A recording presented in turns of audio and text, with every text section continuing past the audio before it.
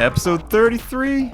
Woo woo. And judging by the stats, we have a lot of new listeners. Yeah. Welcome and sorry. Sorry. Yeah, this is it's mostly apologies, and Somehow you all have fallen down this dark, dank rabbit hole with us. Yeah. they need to take a look in the mirror and ask themselves where they went wrong. Yeah. How did you end up here? Right. With us Right. in the dumpster. Yeah. Piping hot trash. All we do here is eat shipping fees from swapping out modules and just bitch about Electron. Yeah. It's welcome. Actually, I don't think we have anything about Electron this time. So. Well, yeah, we do. Do we? Oh, we do? Well, I thought you were going to talk about the machine drum. The new update. machine drum firmware? Yeah. Oh, I yeah. haven't had a chance to install it. I'm still wrapping my head around the X.04 that we talked about last time. I haven't even had a chance to install 5. I'm excited to, but that'll be another episode, I think. Yeah. Okay, fair. Well, you can go home, Electron. Hey, get the fuck out of here, Get the Electron. fuck out of the room. Tired of talking about you. So without Electron, what could we possibly talk about? Is there anything else? That's not true. We have There's copious plenty notes. to talk about. Yeah, It's we have October, a lot. Dave. Yeah, we have copious notes, each of us. It's October. Mm-hmm. And besides, that being spooky month Mm-hmm. and, pumpkin spiced everything from your craft beer to your CBD infused cookies, Yes. it's a month of anticipation and excitement Mm-hmm. if you're into gear and modulars, Dave. October follows up KnobCon That's true. and Superbooth. Mm-hmm. Exciting times, Dave. Were those both pumpkin spiced? They were as artificially spicy and pumpkin-y as can be. As far as pumpkin spice is concerned, Mm-hmm. like where are you? Are you a fan of the pumpkin spiced insert object? No, No. not at all. I can drink one of them, like a 4121. They had a pumpkin spice. And they're like, no, this one's good. I tried it. It was good. I won't get it again. I like the taste of pumpkin pie.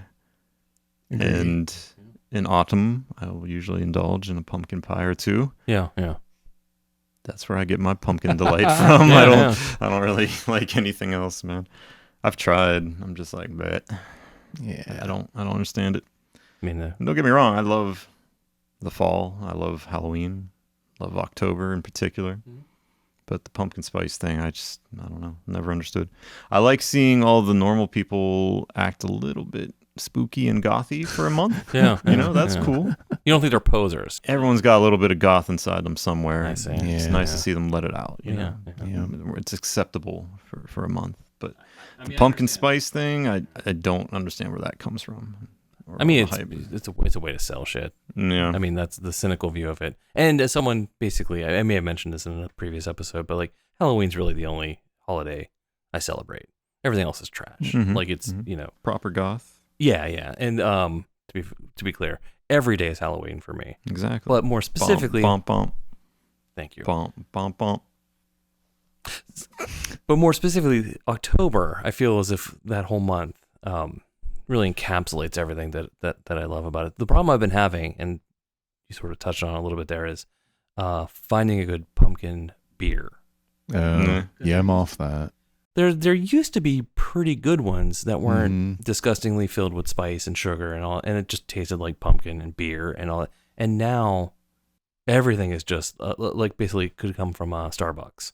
Yeah, I don't think I can go there again with the pumpkin spice beer. Yeah, I can't. And I'm thinking actually too, now that I think about it, maybe pumpkin spice is the scariest thing about October because it's just wretched. Yeah. That's the thing that you find in that little piece of obsidian that you think is your soul. Like when it gets cold out and you see a scary movie and you feel good about yourself again, but you are afraid and don't know why. Take a sip of that pumpkin spice latte, curl up on the sofa, fucking die. Jesus, that just came out. I heard the new Halloween movie is coming out soon, and Michael Myers doesn't use a butcher knife anymore. What? No, he uses pumpkin spice lattes from Starbucks. You had me for a second. I thought you were gonna say, he was just like, he has safety scissors. That was the best part of that. Was watching you on like leaning in. Wait, what the hell? Just throws lukewarm lattes at you from Starbucks. Oh God. Oh, and like as they're walking down the street, is calling your name like a barista at Starbucks. Your order is up. Drave, here's your drink. The cup says Drave on the side, even though you said Dave very clearly.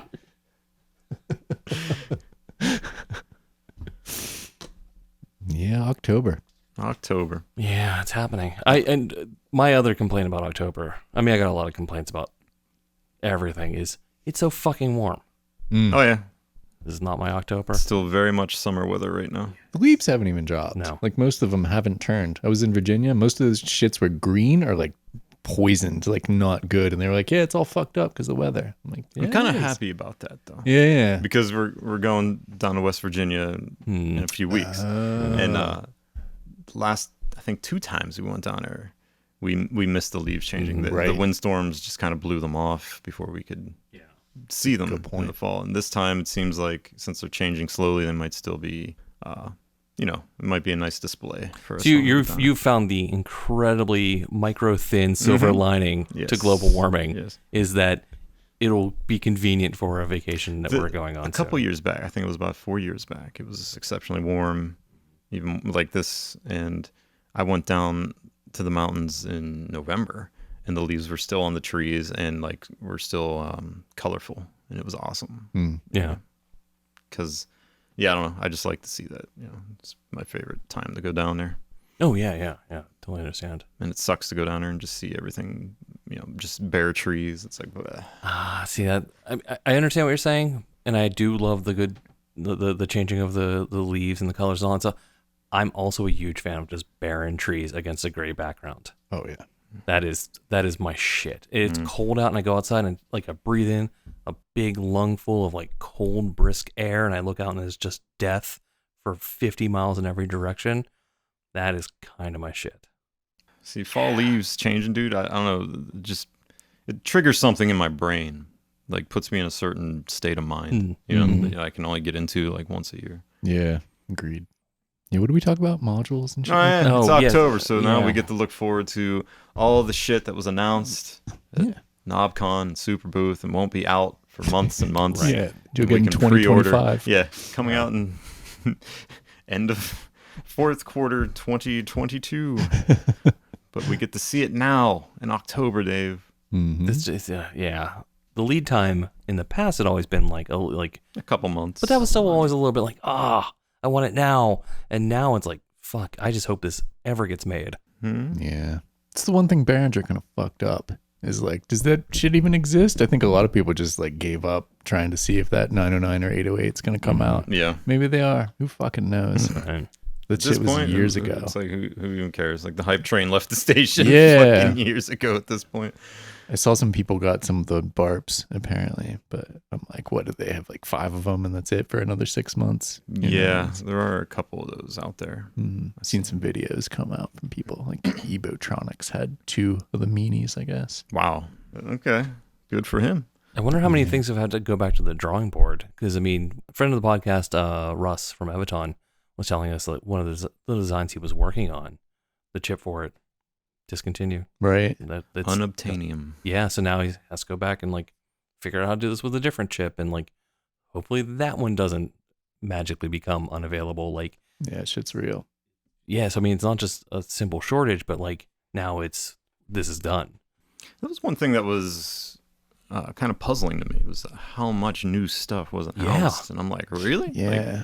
Like, is there just going to be 6 of these in existence? Right. Yeah. Right, It's like, so it's hard to get hyped up when you know that like everything that we just saw announced is going to be months down the road, and we have no idea what the availability is going to be even when it is officially released. Right. You know what I Yeah. mean? It's like I feel like everything's just going to be out of stock, and it's like we have no idea how many are actually going to be available.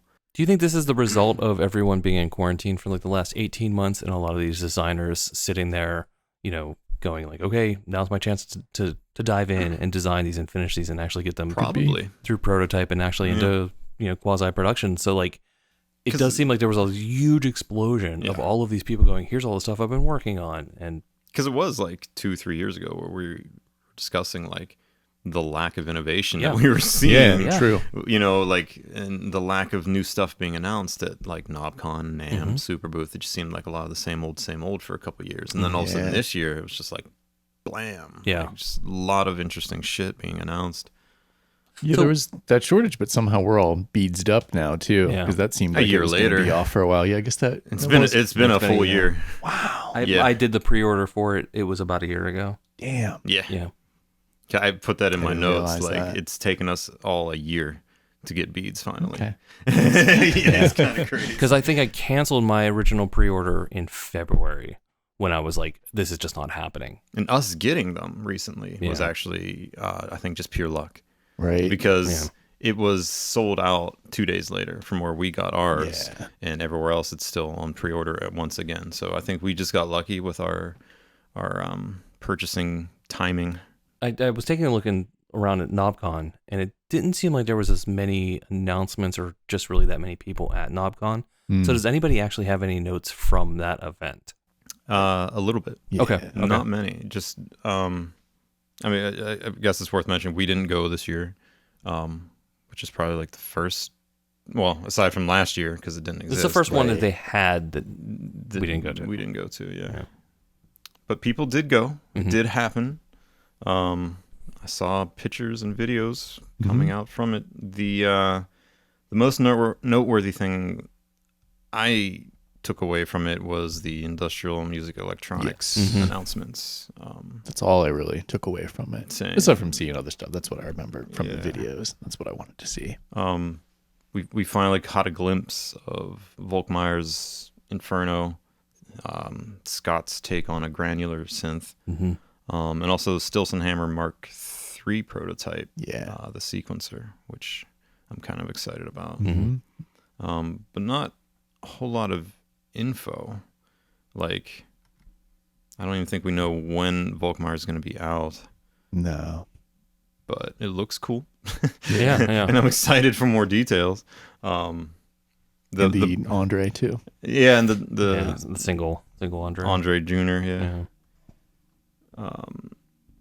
it's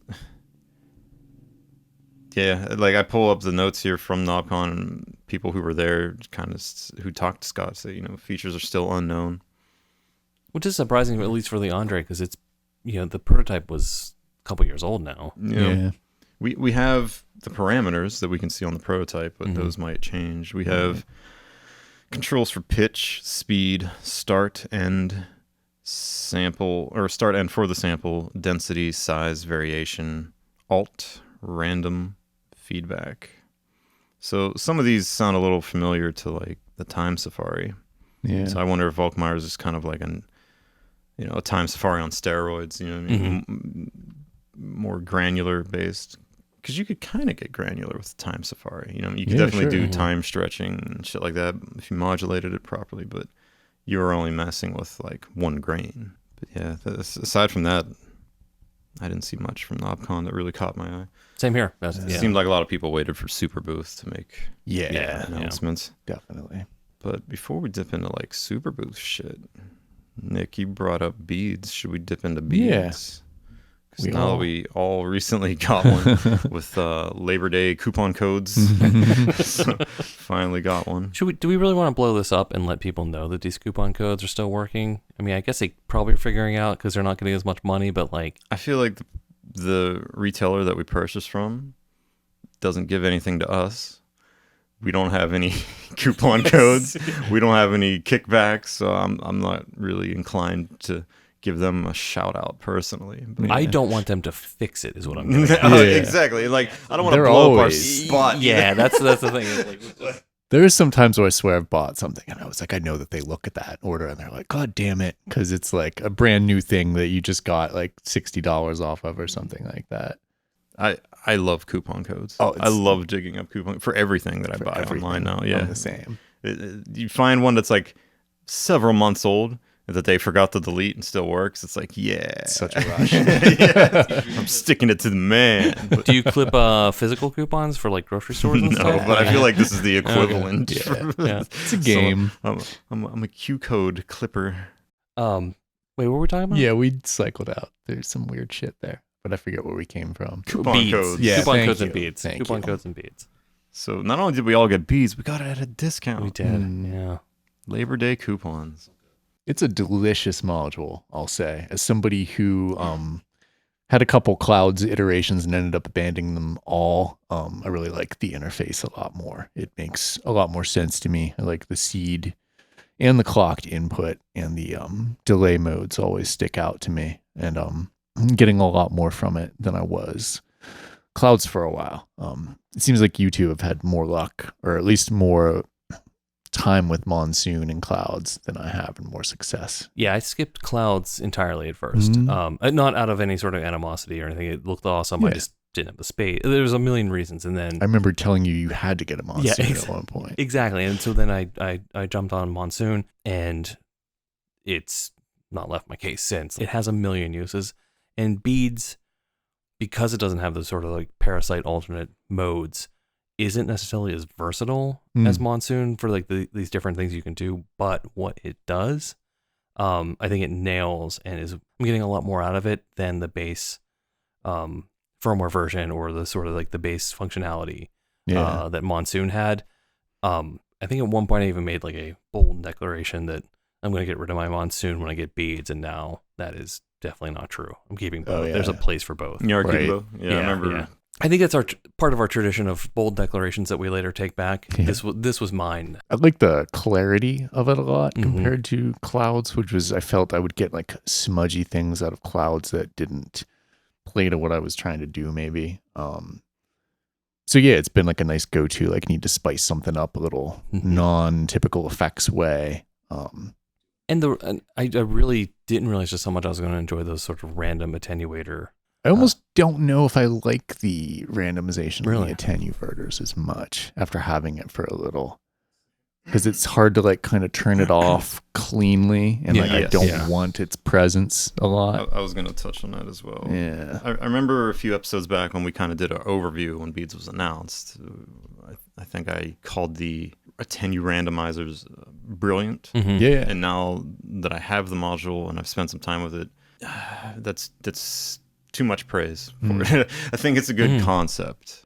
Would you like it better if there was an easier way to just turn it off and it just be gone? First, I think those knobs should have a center detent, whatever, just so that it would lock in place when you're at the 12 o'clock mark, and you know that it's not applying any random CVs. There does seem to be some give there. Like there's a bit of a blind spot before it takes effect, but still, like it would be nice to have a very with a spot with no doubt that you know what I mean. Yeah. I have some other minor complaints as well that I could do. Yeah. See, I don't know. First off, this is announced as like Mutable Instruments' final module. You know what I mean? And I think it was probably the most hyped up sequel. And in that regard, I feel like it kind of falls a little flat. I feel like as like a grand finale, there needs to be more. You know what I mean? Like like you were saying, I've owned a couple different versions of Clouds and a couple different Monsoons. At one point, I had 3 in my rack at a time. The original Clouds and all of its variations, whether it be Monsoons or Typhoons or whatever the fuck, and whatever firmware, it feels like it's always been a Swiss Army knife for me for processing. Right. This does not feel like a Swiss Army knife. This feels a lot more focused, which I guess is good in some ways. Now, did you feel like the original Clouds that just had the base firmware? Did you still have that idea that it was a Swiss Army knife? Absolutely. Or did that change whenever you added parasites to it? Parasites just expands upon it. It takes what's there and takes it to like the next level a little bit in some regards, but it's still inherently Clouds. You know what I mean? Yeah, like I enjoyed Clouds, the factory model. I enjoyed Clouds with Parasite. In fact, at one point I had one with both. I had one that was running factory firmware and one that was running Parasite firmware. Right. Beads kind of feels like they learned from the Parasite firmwares and was like, okay, yeah, let's add this. For example, the envelope grains. Yeah. Yeah. You can get a lot sharper with beads than you could with the default Clouds firmware, which I like. But that is something that Parasites took care of. Yeah. So that's not a major improvement in my opinion, for something that's considered a sequel. Now, could you look at maybe instead of looking at with that sort of grand view, more of this is like the Game of the Year edition? Basically, it's more of a refinement of all of these things that have came up to this, and this is the culmination of basically every bug fix and every new feature that was added and every conversation that they had about like, what do people like and what people don't like. I would feel that way if it didn't take away from things. Like even the factory version of Clouds, I feel like had some things that were important that Beads lacks.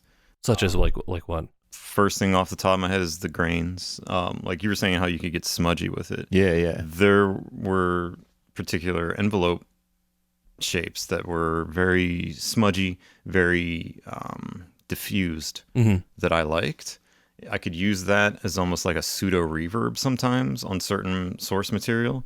That option is not there in Beads at all. Like it's very sharp.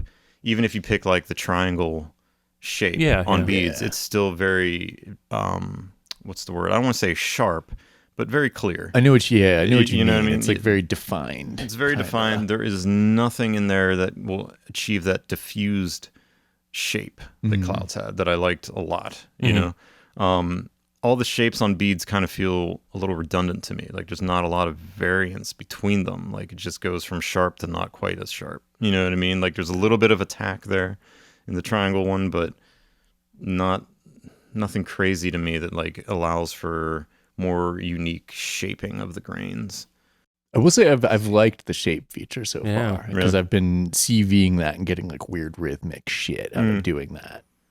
But I completely know what you mean where like there was a more diffused feel to the grains and Clouds, whether it was because of 8-bit or 16-bit, probably not, but maybe something like that felt like that. With Beads, they feel more glassy or like clear or like the alt modes too is a big issue for me. I've loved all the different modes in Clouds, and the fact that this doesn't have any. I mean, you can get seamlessly in and out of delay mode, which is cool. That is nice. Yeah. It's real nice, but it's different than the delay mode was in Parasite or the factory firmware, and it's a little weird that you can't get into the original delay mode by any means. And I think it's strange that they removed the other two modes as well.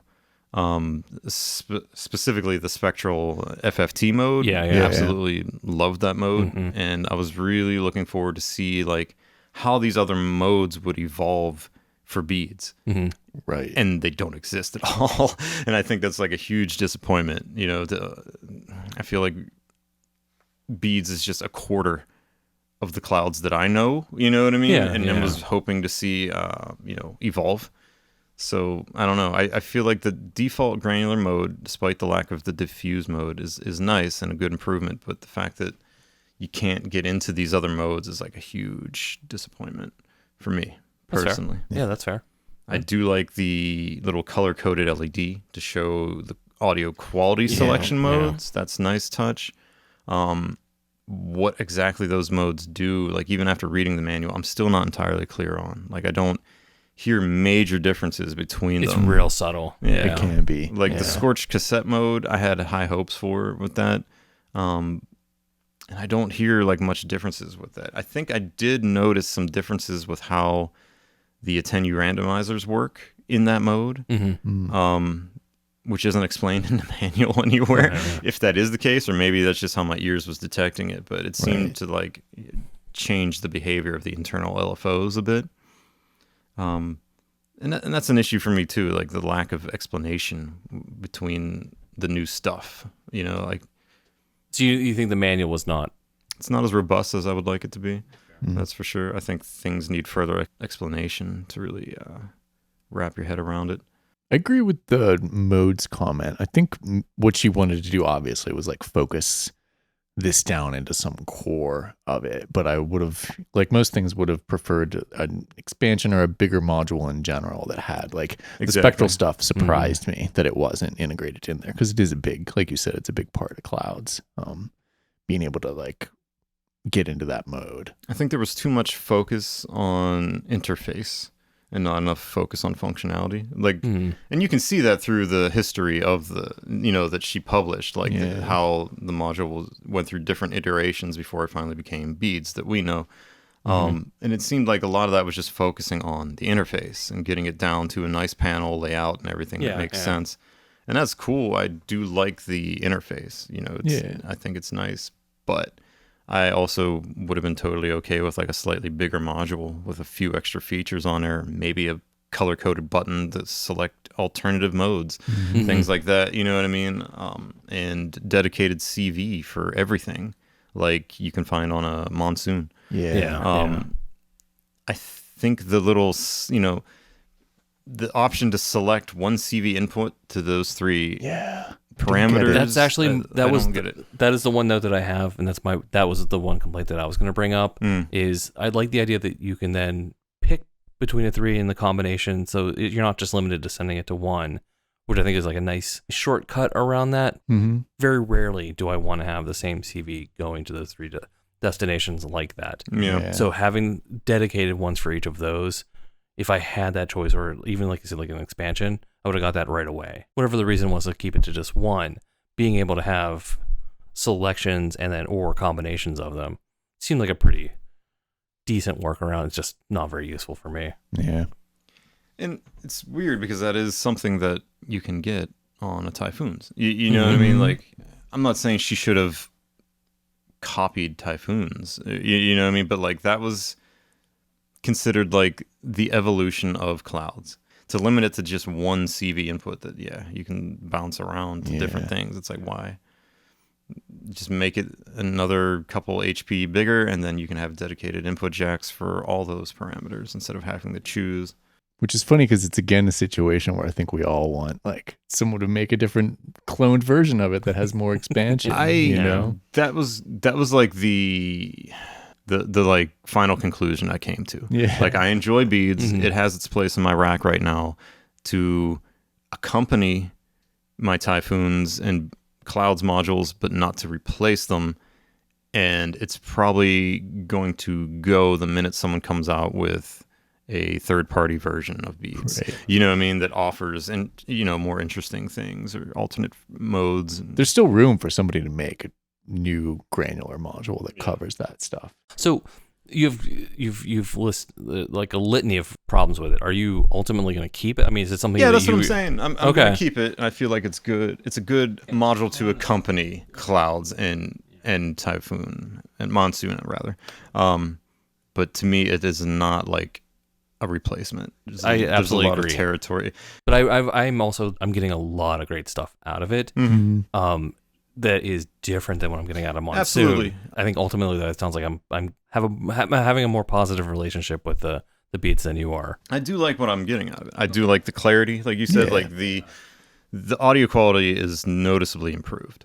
Especially with some of the Monsoons that I've had. Like some of those modules I've noticed get a little muddy, a little shitty with the low end. It just kind of loses some of the bass, and also even with higher pitch stuff, there's clear aliasing, even if you're in 16-bit mode. So yeah, something with like the converters in beads and the modes that you can select sound significantly better to my ears, at least. I can run complex beats through it, and I don't feel like I'm losing, anything from the source, which is nice. Very transparent, and I do like being able to seamlessly blend from like normal mode into delay mode, and then hit the clock with like strangely timed clocks and make things go crazy, especially in like the beat repeat type of mode when you're freezing it while it's clocked in delay mode. Fuck yeah, pretty nice. That's what I wasn't gonna get one until you made that clip with the delay mode type shit, and I was like, oh, okay, this is like very interesting. And then when I got it, I used it and I was like, cool, this is fun. And then I was like playing with it for half an hour, and I was like, what the fuck am I doing with this? Like kind of just like musically, I'm like, what are you going to do with this thing? And I was like on the edge of selling it. I'm like, cool, I could sell this for what it is. It's hard to get right now. And then it was the delay mode shit. And then I was like, oh, okay, like I kind of know what I can do with this that isn't just a delay. Mm-hmm. And it's just more like in my mind it locked, and I'm like, oh, you're just kind of like spraying these things around in time, and I'm like, cool, which I get like from granular stuff, but it's all in how you approach it. Sure. And I have the ER301, which can do a lot of this stuff already. Granted, not like can't change the grain shapes quite as well and things like that. So, And even that mode it's kind of based off of that Cameral beat repeat mode firmware, which came out. So it's interesting to see Beads incorporating all the stuff that other people have kind of also devised as like ways for clouds to function. yeah. But I feel like it just doesn't take it to the next level enough for me to be like super super excited about it.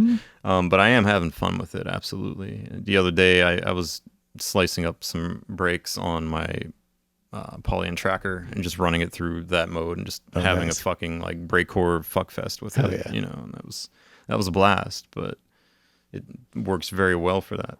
Yeah, it kind of like if as rings is to elements, they should do like what's the big, brother of Beads. There's still like another module they could make there that would be Which someone did with clouds, the Supercell. true. Yeah. Oh yeah. So No doubt. I would like to see the Supercell version of Beads. Absolutely. Exactly. So have we litigated Beads enough? We've dragged it through the dirt, Yeah. given it praise, and then chopped it back down, shoved its face in the mud. So you're not a pretty little princess anymore, are you? So does anybody have anything else that's not Superbooth related? Because all of the rest of my notes are Superbooth related. I think we do. Yeah. We got some things, Dave. We got some things. Why are you being cagey? Why are you not telling me what they are? Why are you keeping our listeners? Spoils it for the listeners. Exactly. I had something that I wanted to bring up real quick before we dip into new shit. Go for it. I wanted to take a step back Ooh. to our previous episode, in episode 32. What did I say wrong in the 32? No, you're fine. But we did criticize, or I especially criticized the LXR2, Oh yeah. and was really not into the fact that it lacked a lot of features that the original LXR had. It was days after we put out that episode, Erica since released a new firmware, which kind of rectifies some of those complaints. Do you think it was you? Do you think that they did it because Absolutely, of you? that's 100% pressure. us. Yeah, it was like all 100% hands on us. deck. Yeah. We just heard a podcast Yeah. where these features are missing. Mm-hmm. We cannot disappoint. They might them not again. even have known those features were missing. They might have forgotten, been like, "Oh shit, we just got called out by the SysEx Dumpster crew." They had their emergency 9 a.m. meeting because we Yes. released Yep. the episode. They They all woke everyone gathered. up. We're like, we got to listen to it. Yeah. Imagine the panic that hit that room Yeah. when we started talking about They it. said no one's leaving this meeting room until we get this shit fixed pronto. And then a few days later, they came out with the new 1.2 firmware. It adds a lot of the stuff that I considered pretty important to the LXR. Yeah. Micro timing. Yeah. Micro timing, ratchets, synth parameter editing, and performance mode. And they say new effects and bunch of fixes on the website. It's pretty fucking vague. But yeah, curious to hear what this new effects and bunch of fixes are all about. Maybe one of those fixes fixes the bug that I saw where turning one knob made parameters change on a different knob, because that would be was a kind of bug. weird. I returned mine quickly because I was frustrated with it and just didn't feel like an LXR sequel to me. This makes me consider getting it again and giving it another fair shot with these fixes. But yeah, I would like to see more details in the patch notes. Though. Yeah. Right. It doesn't give me 100% confidence that everything that I encountered within my short period of owning one has already been fixed. You know, Who's to say that you just didn't get a manufacturing problem? That there might have actually been hardware problems that were causing what you have, and if you got it again, you wouldn't run into them. Basically having different hardware and these fixes might end up being the box that you're looking nothing for. that I encountered was like game breaking. It just was like disappointing because on top of all the features that were missing from the original LXR that I was expecting to have in there, you just had these weird random little bugs and glitches, and I was just kind of like, this can go back to the store right now. I'm not going to be dealing with this. I don't know. I feel like even like with the original LXR, like I will get random weird, like glitches aren't a thing, but like Yeah, that wasn't what we were supposed to. Anomalies. Sure. Yeah, like, and I've always chalked that up to, it being a small company. I made the kit. That firmware has just been kind of abandoned. There's almost like my expectations were lowered at some point and been like, well, it didn't crash. See, I think I got lucky, but you hit yours with MIDI, don't you? Yeah. I never have touched MIDI input on mine ever. It's always just been a clock, and that's it. I think it's pretty known in some ways that if you start to like send it any MIDI data, it's gonna that stack on there is shit. And having the 60 knobs on top of that, right? And I also use the CV outs a lot, like that are out the back of it. It's I'm putting it through its paces in a way that is probably just more likely to run into bugs. That's one thing they claim they fixed in this new one is the clock input. Oh, nice. Cool. Like the analog clock input. That is definitely a buggy piece of shit on the original. Absolutely, yeah. It really doesn't I thought work. I just built the expander incorrectly. And then, Same here. Yeah, I remember because I hit you up and I was like, hey, man, I can't get this working. You're like, yeah, it just doesn't. Yeah, it's just shit. Okay, at least I know I didn't solder something wrong. Good on them for quickly releasing a new firmware. That gives me the warm and fuzzies that I was hoping I would get from Erica taking this over. I'm like, they're going to be super attentive to this. They're going to be on top of it. They're going to make it great. Well, unfortunately, though, all of those aren't available for the first version yet. Yeah, that's what I was just going to say. I was trying to check their GitHub or anywhere. But like backwards compatibility. Yeah, which they said it was going to be the case. They said as they were moving forward that whenever they could. I didn't even consider that. Yeah, whenever they could, they were going to apply that to the original firmware, for the firmware for the first version. And so far, I don't think that's happened at all. Yeah, well, 3 days after this episode comes out, we'll be expecting that new release. Absolutely. Yeah, and I apologize in advance to the developers who now have to work 24 hours a day under terrible conditions in order to meet our exacting demands. That's right. Yeah, SysEx Dumpster will put you on blast. Cancel culture. Cancel culture. Cancel Erica Synths until they make the LXR great again. He said it. So are you actively looking for one? Are you seriously considering getting one? Or are you just sort of like not at the moment? My desire kind of passed because when I returned it, I bought the machine drum again, and that's keeping me occupied. Right. But, there's always room for more drum machines. Absolutely. Always. Yeah. So do you feel better getting that off your chest and sort of eating that crow? Yeah. Yeah, it's good clarification, good update. Yeah. See, we can admit when we're wrong. Absolutely, which is every episode. Every I'm sure episode. we're wrong about something. We are definitely wrong about something in this first 20 minutes or whatever we've been talking. No 100%. Yeah. And we'll be wrong again. The module's called Bards, actually. Jesus Christ. So, Nick, did you have anything before we get into Superbooth? I don't know. I had Metropolis I figured we would touch on, and then Industrial Music Electronics, I have it written down as Harvestman Mark III. Yeah, I want to hear your hot take on that stuff. Yeah, that one definitely. The Mark IIIs. The Buchla I never knew I wanted, even though I kind of wanted a Buchla. Tip Top Audio, we should talk about that too. But yeah, the Mark IIIs. So I've had the Lester for a while since, you got the Lester and then I got mine after.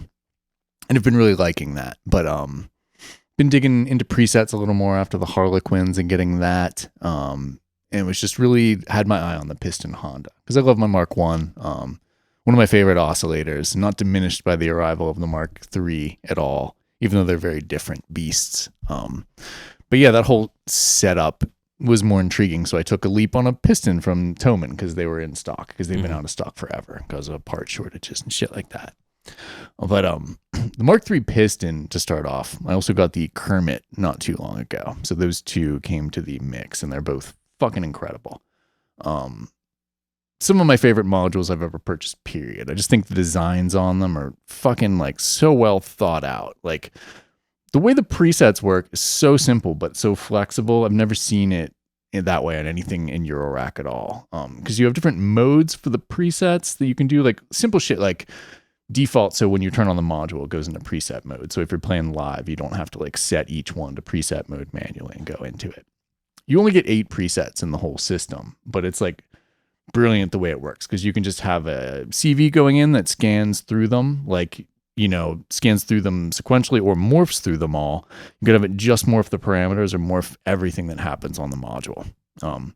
But when you get the module and you put it in preset mode, that locks out all the other controls, which some people don't like, but I totally see why it's that way. You can get out of that mode quickly too.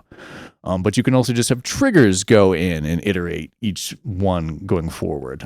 He also put in fixes so that the CV, when you use multiple passively molted inputs on the preset, the loading effects like don't fuck with it. So it's like, it works like really well. I'm very excited for live use. And the cool thing is, it would also work with the Harlequin's context. Like I just use one of those outputs to also go in and control everything.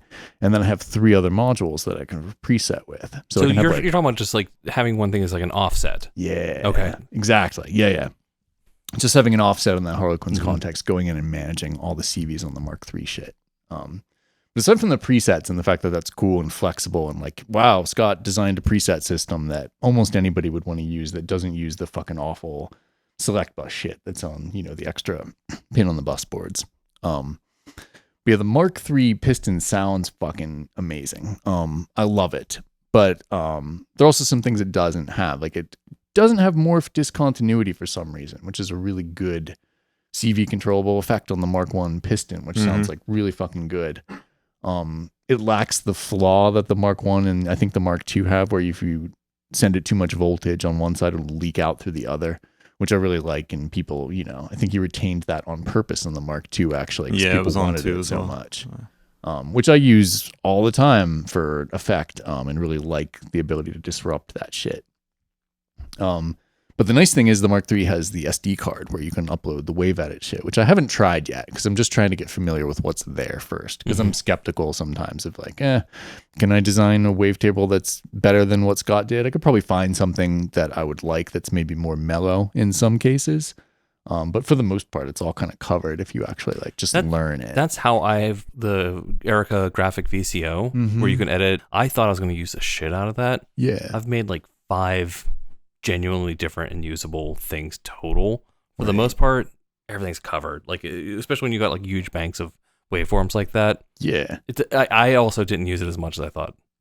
This one actually has less waveforms than the Mark II. He reduced the number. Before it was like 2048 or whatever. Is that the right number? Yep. No, you're right. And for some reason that number's burned in my head. Yeah. 2048. Yeah.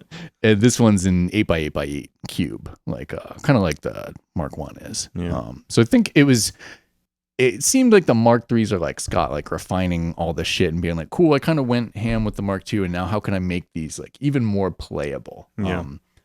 Which takes me to the Kermit, which is like quad modulators. I have a couple of them now: Zadar, Kermit, Quadrax. Saw Kermit and saw like the setup and the fact that it could use the presets and it had envelopes and LFOs and tempo synced LFOs and some other cool shit. I was like, I've got to try this. And like zero regrets. It's one of my favorite quad modulators ever. I think it's easier to use than the Zadar in a way because it's a little more knobbed out.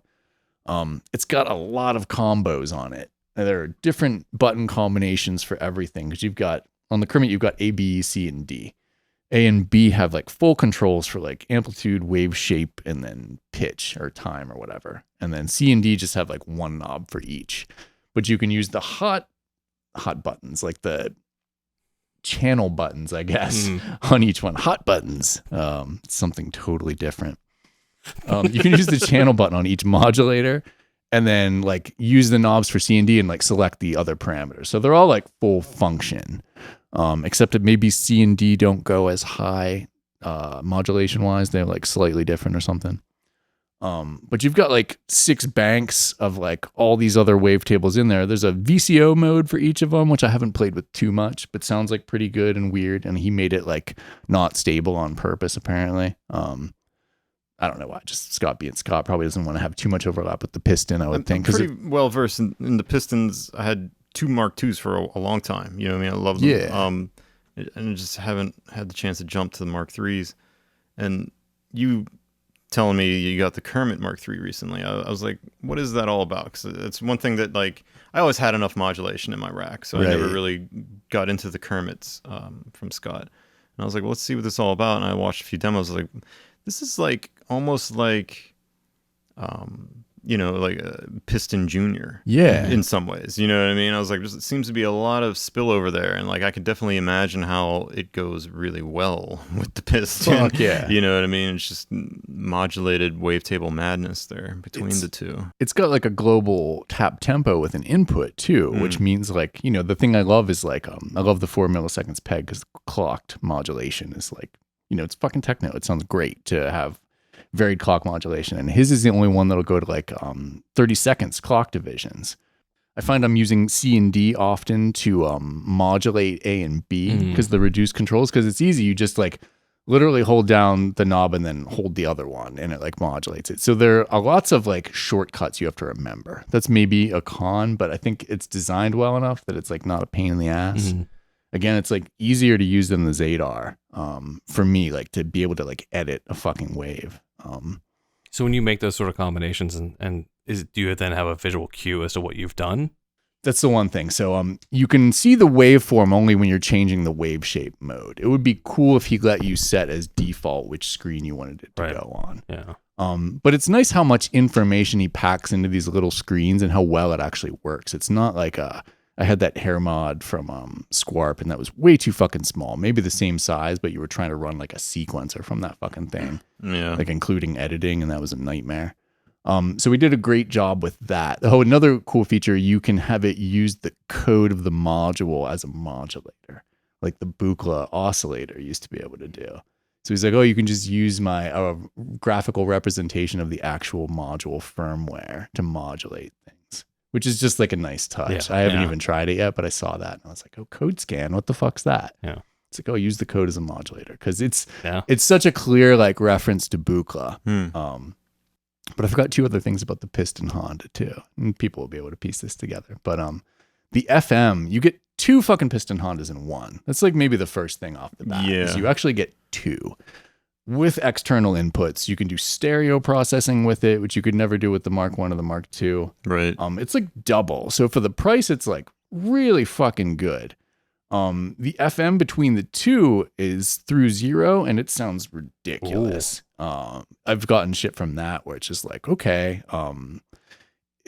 It almost gets that kind of sound where it's so detailed, it almost sounds like a reverb kind of, but it's not. It's like just really, it doesn't shit itself like even an analog oscillator would against a Piston Mark 1, because it's 16-bit, so that helps. But it just sounds like really nice in that regard. And I didn't even realize at first, like you get two Piston Hondas in one, basically, with some routing between them. So that's super like flexible. And just the setup, all three of those, I have like Kermit above Piston and the Lester, and they just sound great as a group. I'm getting a lot of mileage out of it. That's not just maybe what people generalize Harvest Man or industrial music electronics is sounding like. Yeah. You can get all sorts of shit out of it. So one of the things I used to do when I had two Mark II pistons was have one in LFO mode to modulate the other in audio mode. You're saying this is two pistons in one. Can you have the second oscillator in LFO mode? No, I don't think you can. Well, it's kind of locked. Double to check. I think it tops out at like 200 hertz or something like that on the low end. I don't know. I can't answer that question very well right now because I have the Kermit and I always use that as LFO. Gotcha. I don't remember it being able to go. The Mark II, it had like a button. You know what I mean? It would just take you into LFO mode. Yeah. Basically. And I loved using it as an LFO to modulate the other piston. You know what I mean? Right. Like it was really cool. But I totally forgot. I haven't even tried that yet as an LFO. You really got me wanting a Piston Mark III now. Yeah, the Piston Mark III is like, it's been gold so far. I really like how it sounds. It's funny because now you really have me wanting a Kermit. Yeah. That sounds amazing. Kermit I really slept on that module until like I've looked slept at on all it the Kermit and I was series like, too, what the fuck? This is like an awesome quad modulator with tempo sync, and you've got like custom waveforms, all these different modes, like envelope modes too. Well, see, I had the Kermit Mark I for a minute, but I also had the double Andor Mark I at the time, and I was like, I don't need this Kermit. I got this Andor, and it's got all this waveforms I can use for modulation and things like that. So I got rid of it, and I just kind of fell off track with the Mark II and the Mark III iterations of it. But it sounds like it's come a long way. Yeah, it definitely has. They just work super well together too. Just great designs. I don't know. He fucking nailed it. I'm loving it. And I can't wait to try and use the presets a little more. I've like checked it to see if it works, but I haven't like built a live set with it yet. But I think it'll be pretty straightforward. We'll see. Yeah. Yeah. You've done a lot of audio processing with it at all? Yes. Yeah. The external inputs. With the Mark IIs. 16-bit external inputs have been a lot more useful for me than the 8-bit on the Mark 1, I'll say. I still love the sound of the Mark 1. I've been using 3 pistons for sure. But the external input is way nicer with the extra resolution. It just sounds Does it have any controls? Like on the Mark IIs, you used to have like the gain control for internal frequency routing. turns into gain. Okay. Obviously, the wavetable changes.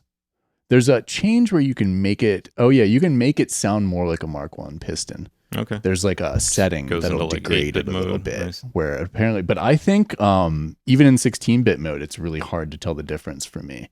You load up some of those classic banks that the Piston Mark 1 has, and it's like, wow, that's. I don't know. It sounds exactly the same in some ways. Cool. But the FM way clearer. No more discontinuity. There's something I kind of liked on the Mark 1 too about how you switched the ROMs, even though it was a hack to like hold the button in and have it show those windows. It kind of sucked because you couldn't get to it if you had CV going in. It was just like luck of the draw. But there's something kind of odd about having the third slider select so much possibly on the module itself. Like you don't want to touch that. It's more drastic. It's weird. It's like least drastic change on X. Y is a little more because it's scanning through the variants of X. And the other one is like whole ROMs kind of. So. And how many are there per slider? Did you say 8? 8 and 8. Okay. Yeah. Strange touches though. Like even when you're on the screen, it's always like 1 1 2 2. Like Scott puts like weird stuff in there. When you select through it all. It's like you're not scanning through 1 through 8. Oh, and another nice thing is I love this too, the way the wavetables are designed. It always ends on the waveform it starts off at. Even though it's not symmetrical, you can always get to like, I know if it starts sine, you can always get exactly to that sound. So you can like, it's musically very nice because you can get to the point you want to and then scan through it the other way. But it's like this point of return that you know about. Oh yeah, and then fucking tuning, the way he does it, it's always quantized, but there's like some slew between the values. I love it. Shows the note value on the piston of what it's playing, so I'm able to like go to my sequencer and knock it up an octave and see that like D1 went to D2 or something like that. It's just really nice to know like, oh yeah, that's exactly in tune. It's really easy to get it back in tune. Huge improvement. I wish every oscillator had a similar model. It's fucking it's just really refined. Even though I like the Mark 1s a lot, which we were talking about before, the Mark 1s are no slouch. This has made me look more for like older Mark 1 modules too. I'd love a Time Safari. Good luck, dude. Yeah. Good luck. Exactly. I always miss my Mark 1 Time Safari suit. I've owned one 3 different times. Because I'll go, I'll spend a lot of time with it. I'll do a shit ton of recording with it. And I'll be like, okay, I got everything I need to get out of a Mark 1 Time Safari right now. I don't need this right now. And then I sell it. And then I'm like, months later, I'm like, fuck. The third time, though, that's ridiculous. Yeah. By that point, you should have figured it out that you want one, and you should just keep it. Yeah. The first 2, it's like, okay, that we get it. But like the third one, that's entirely on you. You got a lot of mileage out of that. I remember you. I absolutely that was probably my favorite mod. There was a point in time where I had to like sell most of my modular stuff. I remember that. And all I kept was a dope for beauty case that had my Time Safari Mark 1 in there with the Sound of Thunder expansion and a Woggle Bug. And that kept me fucking happy for a while. Like I got so much mileage just out of those 2 modules, you know what I mean? And just running external sound through the Safari, glitching it up, you know what I mean? Like that was my makeshift like granular processor box, you know what I mean? Before things like clouds and things like that existed. Like I love the Time Safari. I've enjoyed the Mark II, but I feel like the Mark 1 just had a very distinct sound, very distinct distortion that I could get out of it. Very interesting noises. Like there was times where I wouldn't even route anything through it. I would feedback patch it and just find interesting patches using, the Sound of Thunder expanders to make interesting just noise that I would record, you know what I mean? And then shape and sculpt. But yeah, I love that module, and it's like impossible to find now. And also there was a lot of variance between them. You know what I mean? Like every Mark 1 Time Safari did not sound like the next. You know what I mean? Some of them had very distinct sounds. Some of them were noisier than others. You know what I mean? Things like that. So, and I think there was some minor changes with like Ninja updated firmware between them too. So very unique module.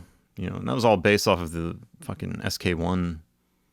Right. You know, so probably hard to even make these days. You know what I mean? Like, I don't know if it used like actual chips from the SK1 or if it was just inspired by it. I forget. I know Scott explained it to me back in the day, but I'll be damned if I remember now. But if you need, you can have my SK1. Yeah, I was gonna say I have one too. Let's send it to Scott and get modules. Yeah. That'll be $10,000. And that's what the Sound of Thunder like expander was supposed to replicate, with certain bends that Scott knew, because like Scott was well versed with the SK1 too. I know that for a fact. I think before he started making Harvest Man modules, I think that's what he was doing for people, was circuit bending SK1s. Yeah, there's a million bends on it. Yeah. Because that's the one I have. I was supposed to do the Table Beast mod for someone else, and then only now am I remembering that I agreed to do that. And that's why you have the SK1. That is why I have it. You're supposed to be bending it. Yeah. But yeah, I love that module, and I miss it dearly. I'd scoop one up in a heartbeat if I saw one again too.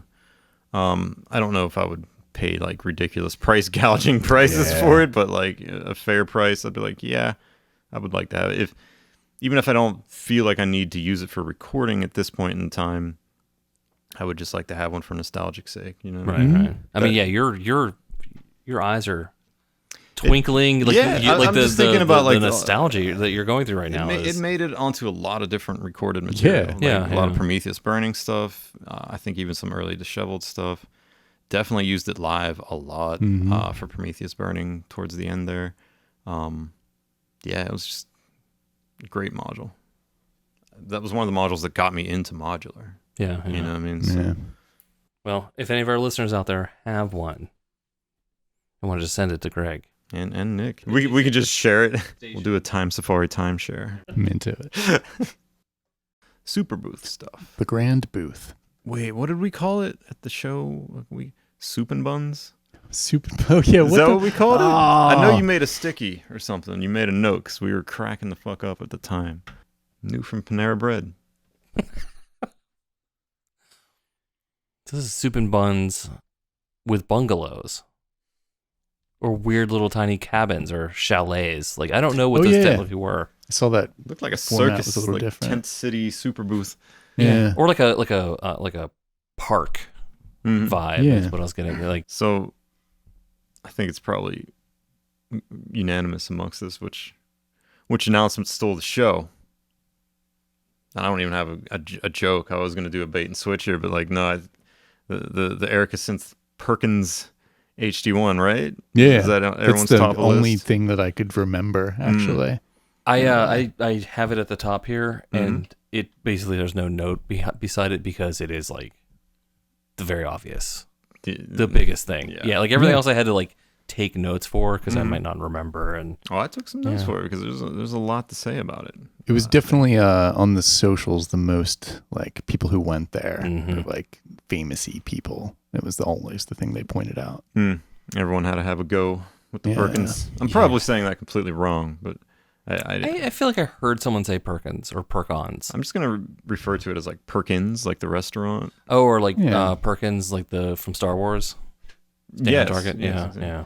That was Porkins. I was gonna say that was. Yeah, I'm gonna think about the restaurant. It makes me think of cigarettes and gravy. Porkins at Perkins. That is a missed cross promotional opportunity. Wow. Well, we'll hit up the Perkins in LucasArts after this. It's a new Star Wars scramble at Perkins. Stay on target to your stomach. What in the fuck? Get the fuck out. Yeah, no, that was terrible. That's the nice thing about being the editor. I can just take that out. Don't you dare. Yeah. That's the quality nerd shit people have grown to love and expect. That's right. That's why we're here. SysEx Dumpster episode. I feel shame. But however you pronounce it, I believe I saw in the notes that it's Baltic for thunder. No. Oh yeah. Mhm. It's like a thunder kind of theme. So Eric, since bringing the thunder. Oh, so every sound demo I heard Mm-hmm. fucking killed. I loved that sounds amazing. Oh, okay. What didn't you like? The Heinbach one. The Heinbach one? Yeah. Didn't really do it for me. Yeah. That was the first one that came out, and I was like super excited to see this thing in action. And I watched that, and I was just like kind of. No, I'm thinking like the Kodak one, the blush response one. Kodak was great. Blush response was great. Those there was a few random ones from just random people that were actually pretty good. Maybe I just my brain filtered out some of the bad ones because the ones that I really enjoyed were like. I want to say it was bad, but it wasn't the first one that I wanted to hear. You know what I mean? Like I'm not a huge fan of like his production to start with. Sure. And I feel like this machine belongs in the hands of someone a little more aggressive. Yeah. You know what I mean? And he was like kind of going gentle with it and just made like kind of a boring, repetitive patch. Honestly, I think I just minutes. completely forgot about it. Yeah. I was really focusing on the ones that I really enjoyed, which were more recent. And some of them were from Superbooth. Mm-hmm. And that's, yeah. And I was, so there's a lot, it seems like there's a lot of limitations. And I think there is the sort of 800-pound elephant in the room of it being astronomically expensive. How much was it again? It's $2,000. Oh, that's USD. not too bad. That's that's the projection. Yeah. Right. And for what is on it, I agree. it seemed, but we talked about, we sort of talked about this offline, and I think we can bring it up now is like, yes, all of those things are true, but generally things are more expensive right now. And inflation's happening, and parts scarcity, and all of these things, and it's probably not going to be mass produced in a way that, you know, like they're going to have to make a profit on each of these ones, and it's probably going to take a long time to make. Like, I'm not trying to justify boutique pricing, but that I'm wondering how much of it is not boutique pricing and simply this is just how much it's going to cost, and if we want to keep doing this, they're going to have to charge that. I take back what I said, I think, after I thought about it a little. The lack of I/O, lack of CV, the fact that it's totally digital. Is it just like a chip in there with some outputs? The filters are analog. Oh, the filters are analog. Okay, and the master effects. Like I think I think it's an analog BBD chip. I could be wrong there. I know the compressor and the saturation circuit. I think are analog. I think, if I remember right. No, I take my. But the drum voices are definitely digital. Yeah. I remember I had a lot of sticker shock too when I first read that for what it is. You know what I mean? But I wasn't surprised because as much as I like Erica Synth stuff, I feel like the prices have been a little high lately, especially when it comes to their standalone type devices. Syntrex is my number one go-to to reflect that. Like I don't think that thing is a machine that is worth near $4,000. I don't understand that pricing at all. I do gather it's the custom case. It's something that all the R&D they put into the pin shit. So this kind of falls in line there with like the higher pricing of their standalone devices. If this machine was semi-modular, I would be able to shake some of that sticker shock, but it has none, right? Which is strange because Erica Synths, I think, is primarily known for being a modular manufacturer. Overall, I feel like it just came out of left field. You know what I mean? Like, I don't think anyone was expecting a big hunkin' drum machine like that to be announced. Is it just sampling at all? Playback samples? No sampling. That's another minus if you're trying to fetch that much, maybe, at least to me. Like we were talking about offline, I feel like this machine, kind of like how you were saying, like, after 2 years of quarantine, people were coming up with ideas. One of the things that was blowing up over the last 2 years was the Pulsar 23 by Soma. Yeah. And I feel like this was probably conceived shortly after Erica witnessed the success of the Pulsar and thought, okay, how can we tap into this market? Clearly there's a lot of demand for this type of machine. And they spent the last 2 years of quarantine coming up with their own contender to throw in the ring. And like, even though it's clearly a very different machine than the Pulsar, I think there's a lot of fucking similarities that I made notes to point out here. Some of them being both machines have 4 voices only. Both machines are big metal hands-on devices. They are both totally menuless.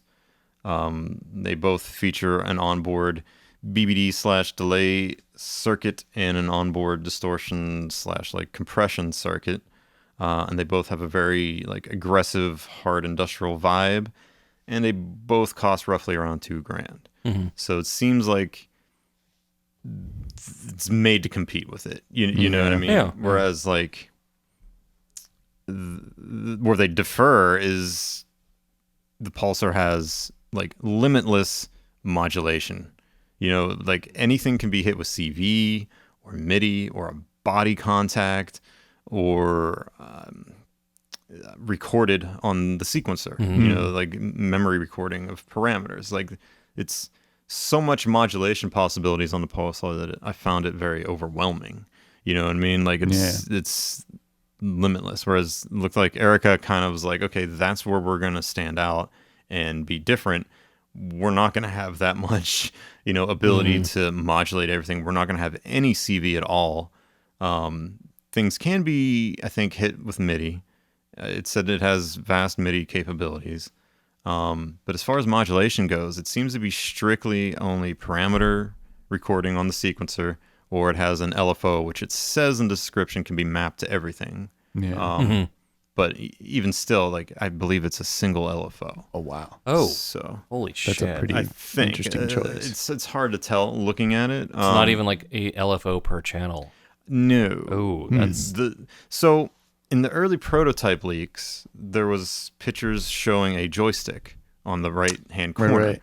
which, in my opinion, would have been an awesome addition. But that's been replaced with like the modulation speed wheel now for the, I take it, the LFO. So yeah, the modulation capabilities seem pretty limited, and I don't know why they couldn't do both, have the joystick and the modulation. I think that would have been really cool. You know what I mean? It was a nice looking joystick right off of like the Syntrex device. But maybe to keep the cost down, they removed it. I don't know. Right. But I mean, sonically, like, did you think it was a capable machine? Yes. Because that's the thing I Sort kept of. coming back to was like everything you said, everything. Yeah, I 100% agree. But there was a part of me that kept coming back and going like, damn, but it sounds good. Like I liked the way that it sounded. Yeah, it sounds good, but I think it would be risky for me because I think I would get bored with it. Yeah. Like that was one of the things that was cool about the Pulsar. It's like, yes, there's only 4 voices. They sound cool on their own, but you can do a lot of interesting sound design with the Pulsar. With this, you're lacking a lot of sound design functionality. Yes, there's a couple onboard effects, and yes, each channel does have its own send return individual out for routing it through external effects, which is cool. It is cool. But you're still going to be very limited with like what you can do with just 4 voices, you know, and how you shape it. That, and I don't see any information anywhere explaining what these voices can do. It says there's 3 modes for each voice. Like it's kind of cool that each voice isn't locked into a certain mode. You don't like, have a BD, you don't have a snare. Exactly. You don't have, yeah. So that's cool, but like, what are these 3 modes? I don't fucking know. It might only be kick mode, snare mode, hat mode. Right. You know what I mean? So you're working within 3 variations of that. Or are each of these engine modes like a whole plethora of choices that you can shape through? Like you know if what I mean? if each one wave had tables or samples or whatever. You know what or I mean? if each one had different sets of 3. Like this one actually has some, like, you know, like they're not 3 just different hat modes. Yeah. And 3 different, something like that. Yeah, so it's really unclear. And it seems possibly a little too limited for my taste. That's fair. Especially for the price. You know what I mean? But we'll see. I don't know. I definitely have my eye on it. I'm curious about it. I want to see more demos of it. The machine itself looks fucking gorgeous. You know what I mean? And the fact that there's no menu, like that's really appealing to me. Yeah. You know, like, that they got absolutely. parameter locks and other stuff in there without that. It's pretty cool. Yeah, that's one thing I hate about drum machines is having to menu dive into things. You know what I mean? Like, even the Roland, like I kind of like the TR8 more than the TR8S. Agreed. Because the TR8S is so dependent on jumping through that tiny shitty little menu. Yeah. You know what I mean? Whereas like the TR8 like kind of lacked that, and you could just jump in, make a a rhythm. You know what I mean? Yep. So it does seem really good, hands-on, quick to, break out a beat on, but I don't know, like the longevity of it. You know what I mean? Yeah. Like, would I get sick of that sound quickly? Is the Right. thing. And can you deviate from that really aggressive sound that it has? Like, are you going to be making IDM stuff on this? Are you going to be making techno on this? Or are you just going to be making like industrial? Like, seems like you might be kind of locked into a specific sound with it. Right. It'd be hard to break out of, which might be what they wanted. Just something that was aiming at a very specific target. And Yeah, I mean, even the list of people that we just referenced for demoing it. Mm-hmm. True, but if you listened to any of those demos blindfolded, would you have been able to tell? Probably not. Anyone's different.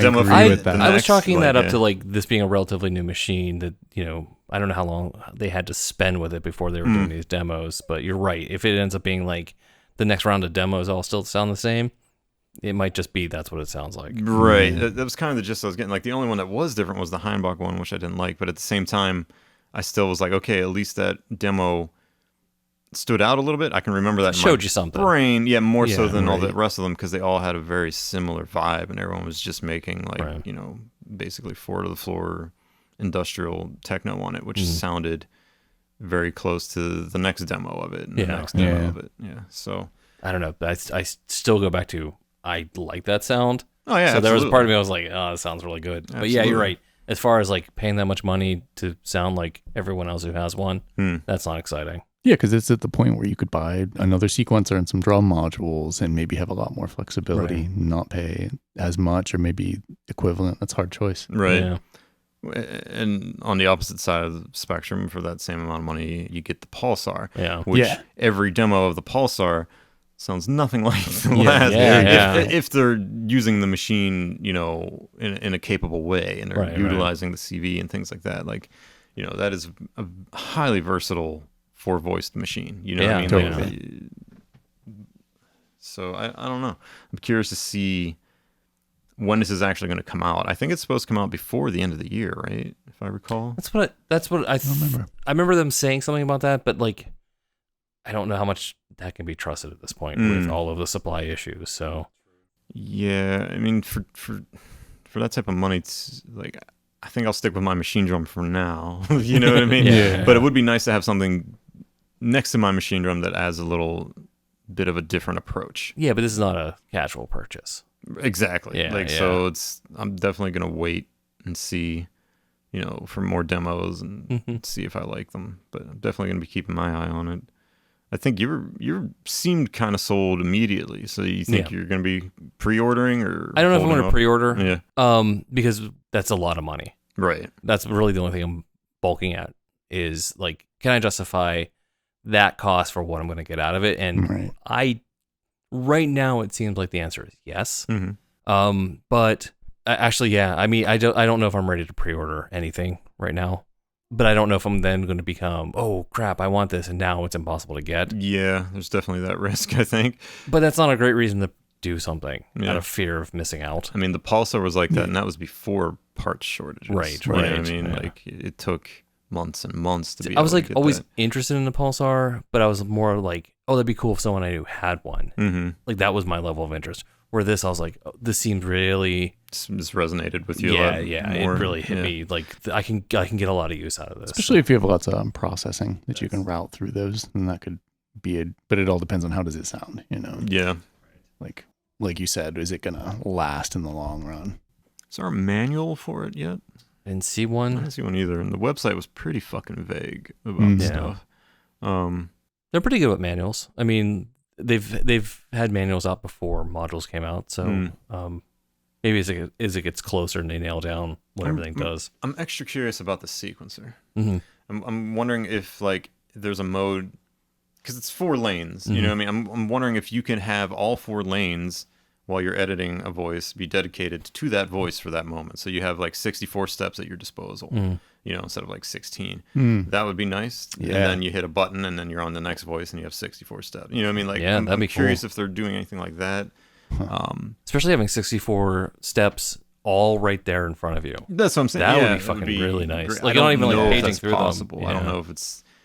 you only get the 4 lanes, and each lane is dedicated to each voice, at a time, or Well, maybe it wasn't possible, but you just put that idea in their head. food for now, thought. Yeah, that's the Greg feature. I would like to see that for sure. That would be awesome. Yeah. The sequencer layout and the keys on it reminds me very much of their drum sequencer module. So I'm hoping there's a lot of functionality from that module in this thing, and it seems like there is. It looks like there's like some. Looks like you can do some time fuckery and some ratcheting and things of that nature. Probably probability, if I recall, there's in there. So yeah, I think so. So it seems like a pretty powerful sequencer. It would just be extra nice to be able to have 64 steps at your disposal at a time. Absolutely agree. Yeah. Because they're already there. You know what I mean? It's like, I mean, what you just described makes sense. So hopefully they're listening or already did it. But yeah, a lot of questions. How does the compressor sound? How does the BBD sound? How tight can it go? Right. Can it get into Carflish Strong type territory? How long can it go? Who knows? Questions that need answers. It stole the show of the Superbooth, but will steal our hearts. Wow. Tune in next time. So yeah, I agree. I think that was the head and shoulders above everything else. What else was that Superbooth? Godfather. That caught my attention. But Enjoy Electronics. It is, yes. And Godfather also caught my eye. Great video.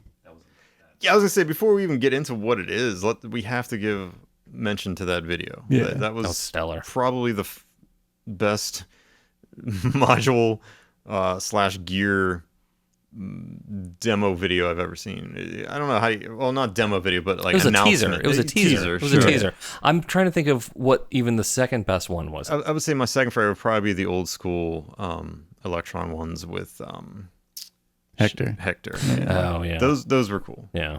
I like those. I miss Hector. But this, I mean, you want to describe what happens in it? I mean, it's just like a play off The Godfather. You know what I mean? There's some shady-looking Italian gentlemen in finely dressed suits in a very nice car. Yeah, which I forget the name of. John Luca did tell me what the hell that thing was called, but I forget. Fiat? It was a Fiat something. Yeah. It's a classic car, classic Fiat. But yeah, pristine condition, all black, very nice looking. John Luca made sure to tell me that I shouldn't ever consider even trying to get in one. He said I'm way too tall to fit in it. He was like, you would be sticking out the roof. I was like, oh, okay. But yeah, pretty cool little car. And they're just, walking around with a briefcase. It's looking like some mobster type shit. And then they go to a capo of some sort, a crime boss looking dude sitting at a table, and they pop open their briefcase, and there is the Godfather effects processing unit, and it's just well done. It's cute. Yeah. I like to see, a little bit of imagination like that with a product announcement. Yeah, definitely. I totally agreed. And like, once I saw the demos of it later, I was like, oh shit, that's that one. Like it did do a good job of sort of like putting it at the forefront of my brain. Sure, I would agree with that. So what does it? I actually don't know at all what it does, because while I saw the teaser, I didn't look at it beyond that. Enlighten me. So it is a 4-channel processor, audio processor. The left side is saturation, double pulse delay, reverb filter, and the right side is reverb, delay, LFO, and compressor. And it looks like there's some sort of routing between all of these different channels. Double pulse delay, like a gate delay? I think it's kind of like a more evolved delay circuit of what is featured on their reminder. Oh, okay. Which could do some crazy shit. I'm willing to bet that there's not too much spillover. Like, you know what I mean? I don't think realize like that was the same company. Yeah. Okay. That was their first big hit. And now they're following up with this. You almost got a reminder. I had one for a while. You did. And I liked it. But I just didn't have the space. You know what I mean? Like for outboard processing at that time. I'm kind of, now that I have more space because I have a new house, I'm considering going like, a little bit more with the outboard processing again. So this definitely caught my eye as well. So far I'm like, okay, that could be cool. Could definitely route like the machine drum through this. You know what I mean? fuck Things yeah. like that. Yeah. Is it like same size? Yeah. Yeah. It looks Oh, like cool. kind of like a similar form factor. Nice. And it sounded good. Like it all did, the demos that they were showing, and versatile. There was a couple of different influencers and YouTubers coming up and like asking for demos, and it sounded like there was a real variety of different stuff it could do. Yeah, I hope it's less menu divey. That was one thing I didn't like about Reminder. Like, it was very versatile too. Like, it had like some hidden features like onboard reverbs and things like that, and you could change different things within there. There's little like, I don't want to say it was super menu divey, but like there was a lot of functionality that was like you couldn't just twist the knob and get it. You know what I mean? Like, Well, it did seem like Godfather did have a screen and it had a lot of stuff. Yeah. Yeah, and I didn't obviously catch everything it did. It did seem like it had a lot of different modes. There's a lot of different things that you were doing on the screen. So I don't know if that's something to be a little concerned about. There's a lot more knobs than on the Reminder, that's for sure. Oh, that's good. Like, I'm then. glancing at it now. There's like 30 some knobs Oh, on yeah. this thing. So that's a lot more Well, surfaced. buttons and knobs. Right. So you're not doing everything from a parameter value knob combination. Yeah. It's apparently 60 HP and can be racked if you want it to be. So I guess they built this with modular in mind, which is kind of cool. They actually had it in one of those 3-tier Moog synth stands for the demos. Was there ever a price mentioned? I'm looking for that now and a possible release date, but I didn't. I doesn't kept seem looking like for it, the yeah. price and I couldn't find it anywhere. I'm looking at this article, and even the person who wrote this article says, I didn't catch a price, but they are going to be open for pre-orders in a couple months. Oh. So I guess this is a 2022 release. I don't think this is something that's going to be out tomorrow. Was the Reminder Eurorack or was that desktop? It was pure that's- desktop, and it that's was what I pretty thought. long, if I recall. I think that would have been longer than like your standard rack. But it was a nice box. Mhm. You know what I mean? Yeah, it looked great. I wanted one just halfway because of the box, because it looked nice to use. And I figured if they were going to bother with something like that, it would be worth it. Yeah. I'm glad to see them, coming out with more stuff. Because, like, Mm-hmm. the Reminder was pretty successful from, what I gathered looking at, like, the Kickstarter and stuff. You know what I Right. mean? Like, so That was a while ago. Yeah. it took them a while to roll them out, too. Mm. Like, Mm-hmm. for something like that, like, the Reminder, I think, was, like, around $400 or $500. Mhm. Yeah. I would bet something like this is probably, like, $699. That's what I was Seems just reasonable. guessing, like Yeah. 600-ish, something. It feels like I'm shifting a lot of my processing back in the box lately, like from audio-wise. Like I use the effects aids and I don't count like beads or some other stuff like that. But just like the standards, I've just been using the shit out of my UAD stuff in the Apollo too, because sometimes I forget it's there and then I realize that it sounds fucking great. I don't need much CV control, and the recall is kind of worth it. But yeah, just been shifting that way a little more. Funny considering like we were all hyped on stereo for a minute, or at least I was, Mhm. but now I'm not so much anymore. No, Yeah. I still kind of am. Oh, yeah. Doesn't surprise me. Yeah, I don't know why exactly, because it makes everything more of a pain in the It ass. does, kind of. But It's useful sometimes. Yeah. I mean, obviously. I don't know. I like to do a lot with space. You know what I mean? Sure. Like, Yeah. I feel like you can only achieve that with weird stereo field shit. You know what I mean? Agreed. Like, no matter how much you pan a mono signal, it's still going to be a mono signal. You know what I mean? It's like, I don't know. It's hard to create. It's hard to make sounds wrap around your fucking face. Yeah. You know what Yeah, I mean? yeah. With mono. But Oh, absolutely. Yeah, you need something, or at least we do. But yeah, the effects aids I still use and modulate the shit off. But I still have yet to get one, and I need to. They're That really still bad. blows my fucking mind, especially Yeah. considering how much it can do. Like even if I don't I don't need reverb in this, I can use something else. There's been some specific type of effects I wished I had in modular lately, and I would like dig around on modular grid trying to find it, and Only one it's an thing pops effects up. aid. Yeah, it's like, yeah. okay. Yeah. It's like, yeah. yeah, and anything you can dream up, generally, he'll probably build if he Yeah. thinks it's worth it. Absolutely. So wait, Superbooth. That was Sorry. I had a couple other things on my list. One was Ritual Electronics. They have a bunch of new things. I think I just like them. There's just something about like I think I totally missed this. the stuff that like new one use stuff. Yeah, new one use stuff, and I think I don't know. I just generally feel like I'm like on the same page with them. Like they're the only like outwardly ACAB manufacturer. yes, So they've got that going for them. Exactly. Their stickers are pretty fucking great. absolutely. And everything is like, and listen to how noisy this is, and like it's the noise that I like, and I'm just like, oh man, I kind of want to just hang out with you guys. Yeah. So I might be standing for them a little bit, just because I must be drawing a blank. I don't remember what these guys make. like French dudes. They make who the miasma. They make their shit's always black with like gold accents. They make that miasma distortion. yeah. We have the 1U guillotine modules. I think we talked about this. Yeah, we did talk about guillotine, and they make a couple of like pedal interfaces. Yeah. And they also make things that they announced at Superbooth, What do we got? such as they have something that's just a little 1U noise generator for pink, white, and hiss, which is a high pass on white, and rumble, which is low pass on pink outputs, and it's probably the least interesting thing that they're making, but like I'll probably end up grabbing one because it's a tiny little noise generator. But what's interesting is I'm going to butcher this fucking name, the Roussellement. Oh yeah, it's like It sounded Yeah. French to me. Oh, it's French as shit. You sold me on it. Très bien. It is an Oui, eight. oui. It is an 8-stage shift register. It has 8 gates and 2 CV, and it's generated from one gate signal and then another input, like whatever you want to send to it. And this is where things get a little rough because my notes, they got chewed by a cat. as you'll see. Yes, and first off, they are working to make it compatible with the Turing machine expansions, Oh, like good pulses notes. and all of those.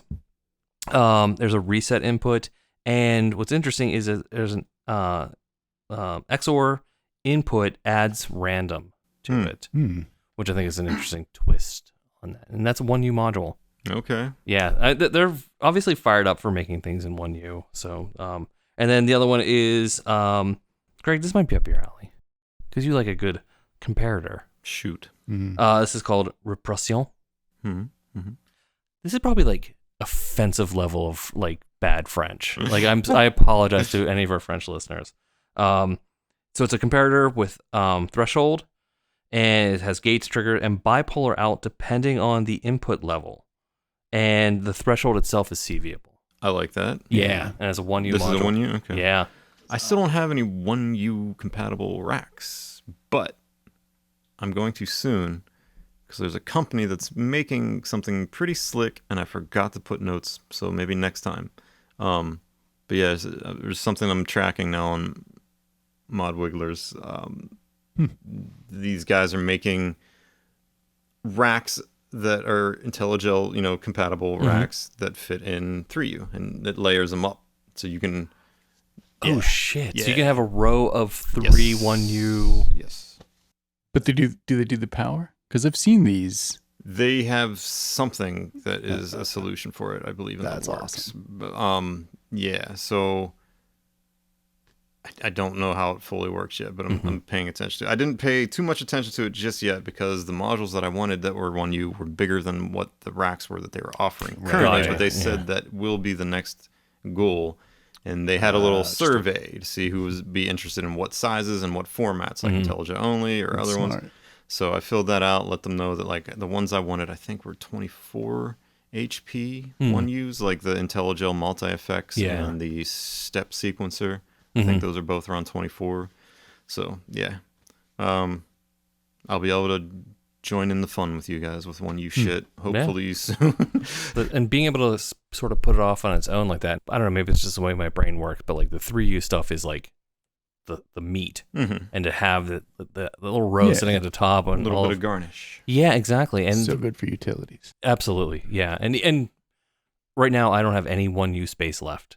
Every fucking HP is taken. I do have some. I was actually rearranging the 1U stuff before I came over here and switched out another output of my Gel 7U instead of the input because I need another stereo pair. But I was thinking, I need to figure out what to put in there. And I saw the comparator from Ritual Electronics, and that was one of the ones that I was thinking might go in there. Yeah. So I don't have a good comparator right now, I don't either. other than using maths as one, Right. which I usually do. Again, I maybe I fall in love too easily, Greg. But I'm really stoked on what Ritual is doing, and I don't really want to get into the Dreadbox nymphs. Yeah. I have a lot, like, that's super fucking offensive. Like, fuck them. Maybe I did get into it, and I can expand on it more, but I don't. Fuck them. They had a pretty like not great defense about it, right? Or like they're like, here's what we're doing to. I only saw the edges of it, and I was like, oh, that's sad. Each note soothes the pain of an abused woman away. Fuck you. Oh yeah, I don't think I saw that. That's fucked up. So I missed all of this. You missed, yeah. I thought, like, originally when you were saying like you might touch upon it, I thought you just didn't like the functionality of the the machine. synth itself I was like, is why is Dave fine. so offended Oh by my this god, stuff? no, the machine itself is fine. I wouldn't have been interested in it. It seems a little underwhelming. The name didn't even like register on my brain, Yeah. and I definitely didn't hear this shit. Yeah, Like, they've got like a highfalutin, but like incredibly misguided like concept behind it, and it's really. This is dedicated to and for abused and mistreated women. Okay. And again, maybe on paper, that is not a bad motivation, but then to trivialize and use it as like using trauma as a crass marketing scheme is fucking terrible. And then to say shit like each note soothes their pain away, it doesn't. Fuck you for trivializing. Yeah, it's kind of pain. whack. Yeah, that is horrible. And is it like it's like pink too? And do they mean to infer like, oh, this is it's a woman's? There's everything. It's like, why do they have to bring that gimmick into just put the synthesizer out and then make a donation or something? Exactly. Like that. Yes, there was a way. If you were genuine about your concern and you wanted to be involved, there's a way to do it. And this was not it. Yeah, they fucked this up, and it's offensive. They were like they could have done this in such a way that was like genuine, productive, bringing like hey, this is something we need to talk about. Something that's important to us. That nothing about what you've done suggests you actually give a shit about this. Yeah. Just say that you donate X percentage of something to some organization, and people like, I'll see that and be like, oh shit, I'll look to you for future things if you're just like low key like helping instead of like high key making some offensive shit. Exactly. Buy our synthesizers and melt away people's traumas. Yeah, that's not how trauma that's not how works. that works. No. So okay, I guess I did want to talk about it. I'm glad you did, because I was totally unaware of any of this. Like, I remember seeing the teaser for this. Like, it was just like a shady video showing a box that you couldn't really make out, and there was like some drones or something behind it, and said it would be revealed at Superbooth. And like, I could make out enough of the box that I saw it was just another like little analog desktop box, and I was like, well, I'm not really interested in that. So it just kind of immediately fell off my radar. I did not know that there was all this going on controversy-wise with it. But yeah, I think it's good that you're bringing it to my attention.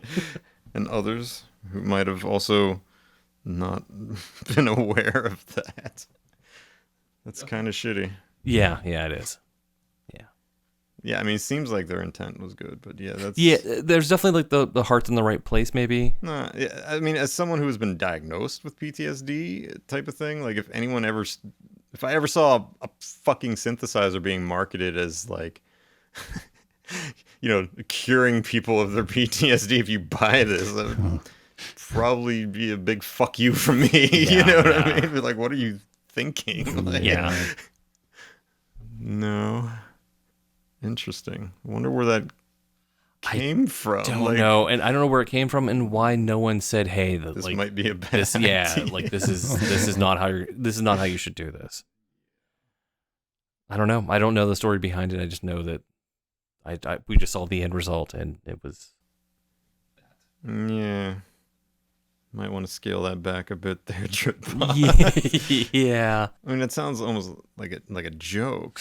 Oh yes, trivializing like, or You're right. Like if it's an important enough matter to you that you're gonna like make this the subject line of your synth, why would you follow it up with something like that seems so like that you're not taking it serious? Right. That you Or would why make would you a not stupid joke about it? Right. Or why would you not involve different organizations that are doing this work to try to actually have help? Not. Yeah. Which is a shame too, because they have like reasonably priced, decent sounding gear. The Polyphonic Uprising. Are you serious? Is that what it said? Mm-hmm. Polyphonic. Lush digital reverb. Support charities for abused women. We do the same. Very bottom of the page. Though. It is literally the bottom of the page. Literally at the bottom. And nor do bottom they of the page, specify and which it's one. very vague. Yeah. They don't specify what groups they are. Look at that graphic. I didn't even notice the shadows of women. Oh my god.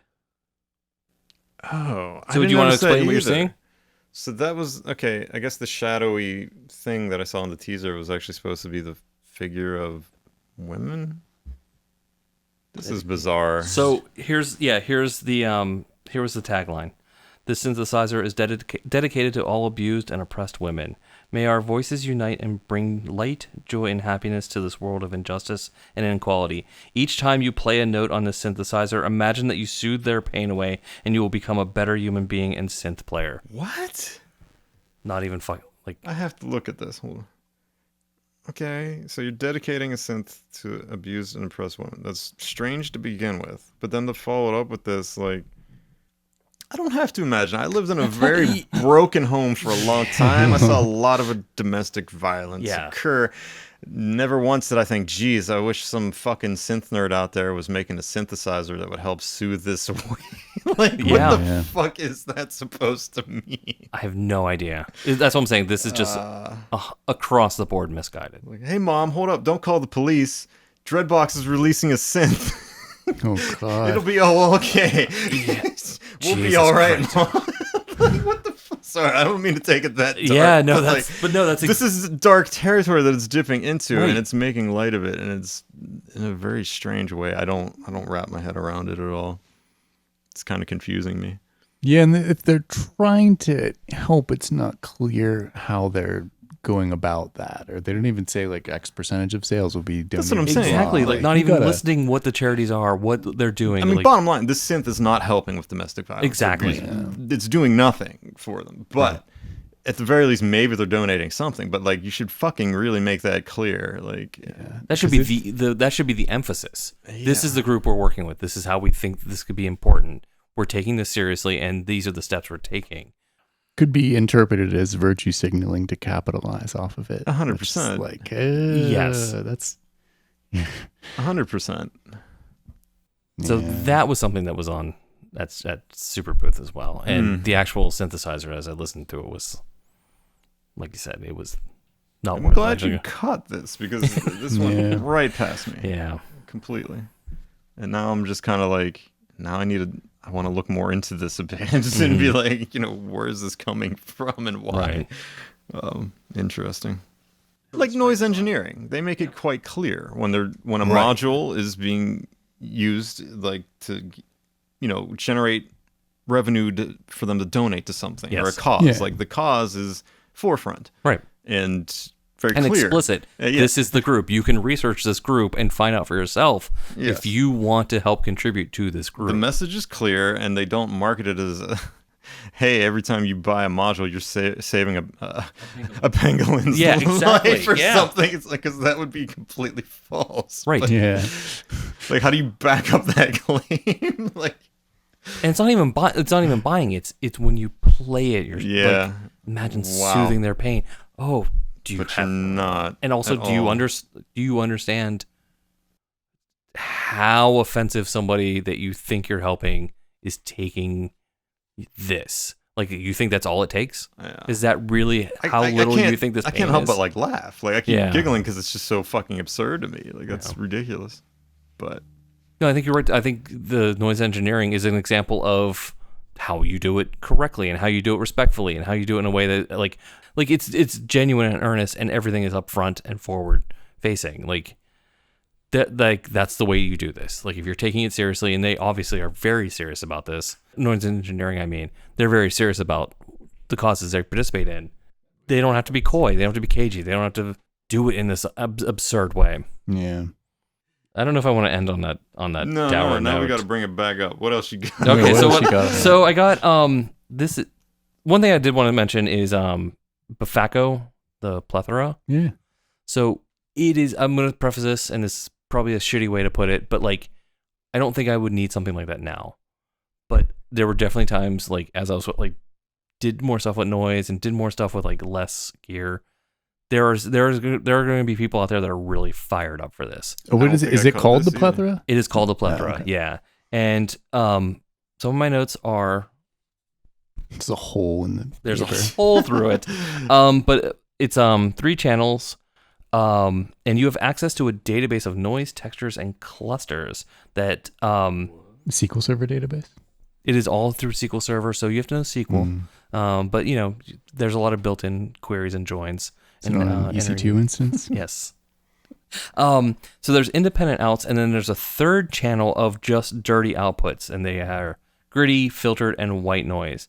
And so the first 2 channels have independent filters and like their own controls over these like databases of different noises and textures. Like samples? Yes, but it wasn't clear like what the samples are, or if they are generated through, if there's something generative about them. That's what I'm saying. Like, is it generating these textures, or is it just playing back a It was not sample? clear. Okay. There might be more information. Do they use the term database? They did literally use the term database. Can you query the module? I like it. But yeah, I mean, the sounds that they were getting as they were like going through these different. Can I enable high availability Yes. if I Better. get a secondary? It's gonna crash. Oh god, we're fucking nerds. Yeah. Seriously. Tech nerds. Wow. They Wow. use. They just. They use. It's their fault. Use the term. They Yeah. use the term database. So Database module.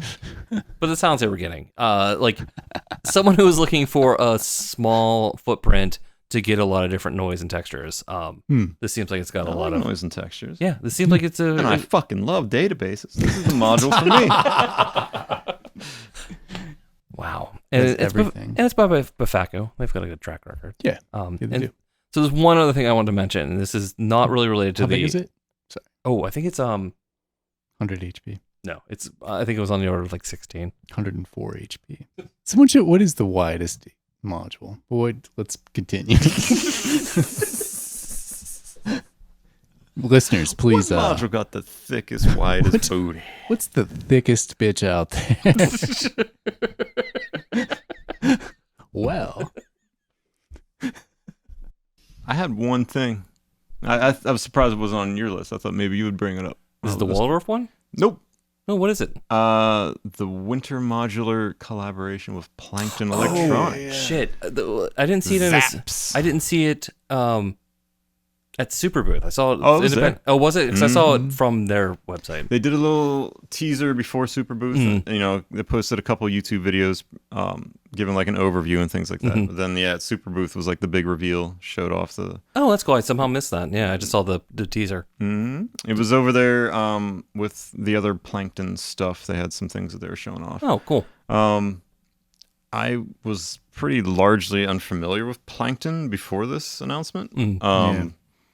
It seems like for the most part, they're just known for like releasing effects modules. They had something called Spice.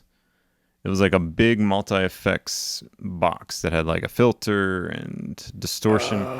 And their distortion seems to be based off of this Korg Newtone inspired vacuum tube distortion. okay. Oh. Okay. Not the first module to use that. There was that plasma, whatever the fuck. Yeah. Oh, So you could take on that. the Erica one? Yeah. Yeah. Plasma drive. Plasma. Yes. I believe it's like a fluorescent tube. Oh yeah, I remember this spice thing. I remember being kind of interested in this. So some of the modules they were showing off were like, it's like they've broken down Spice into individual components and released modules that were a little more versatile. Like you can get a dual distortion, using this Newtone tube. They had like the filter broken out, and I think like an envelope follower, things like that. Which is cool. Nothing really caught my eye there, but the Zaps percussion module definitely caught my attention. the concept of it and like the layout reminds me very much of a VST plugin that I used to use and cannot remember the name of. I know I used to use it in Plug Badul a lot. Remember who made it? Nope. Not Microtonic. It was Sliders. No, it wasn't Microtonic. But it was some sort of drum synth. It might have just been called drum synth. Oh, I think I remember drum or something. synth, actually. Yeah. I forget. That might have been something else entirely. But I know it was like kind of like an FM-based slider, looking... not too many bells and whistles, but I would hit it with a lot of randomization and Plug Badul and bring it to life and make like glitchy percussion with it. And this looks to be like the hardware version of that.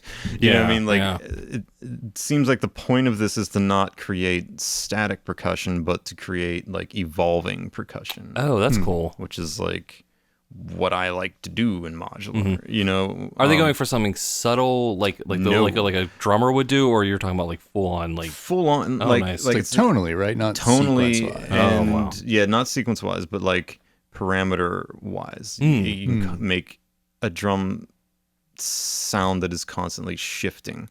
It has a lot of randomization options. Like you can randomize the whole patch, and then you can save that as a snapshot.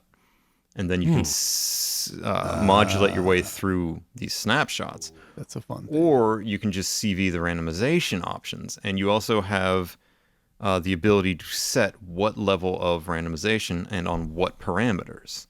Sort of like I used to do in Plug Badul. So it doesn't have to be totally wild randomization. Exactly. It can be, like, you subtle. Right, which is what I used to do in Badul with that type of thing. And it was cool because... you could have a sound that was just shifting in certain ways and not in others, every time it would strike or whatever. So the ability to do this within modular now and have snapshots of it too that I could morph. It has morphing too. So you're not just bouncing between snapshot. You can actually like do morphing. Really exciting. Reactor kind of. Yeah, maybe it was Reactor that I did this in. I can't remember at all, but... It's been a while, but as soon as I saw it, it like triggered that memory in my mind. Like, oh, this reminds me of something that I used to use. Can't quite put my finger on it, but like, regardless, even if I didn't have like some sort of nostalgia for something like that, like in itself, like of itself rather, it's pretty appealing to me. I've been trying to not do modular drums anymore, but if I were to get back into it, I think this would be the module I would grab in a heartbeat.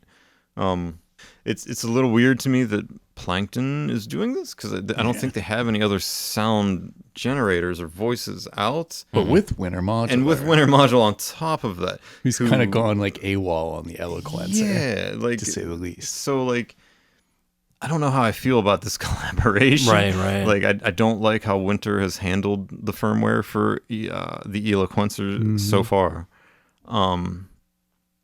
But like I guess they were shifting focus to this, so maybe this got a lot of good attention from them. It was used as a reason at one point to not work on the Eloquencer for a minute. It was like, I'm working on something else. Oh. And this was I don't know if we talked about this before, but after not dropping that update, the pandemic update since like April 2020, and it's still not out apparently. We're working on this instead, even though it was like one fix that needed to be made to the code like a year later.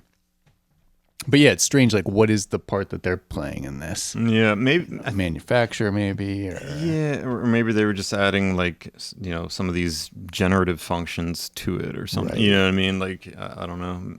Like maybe the display. Possibly. I don't know, Plankton. Yeah. Actually, maybe it's that because the Eloquencer certainly has a display.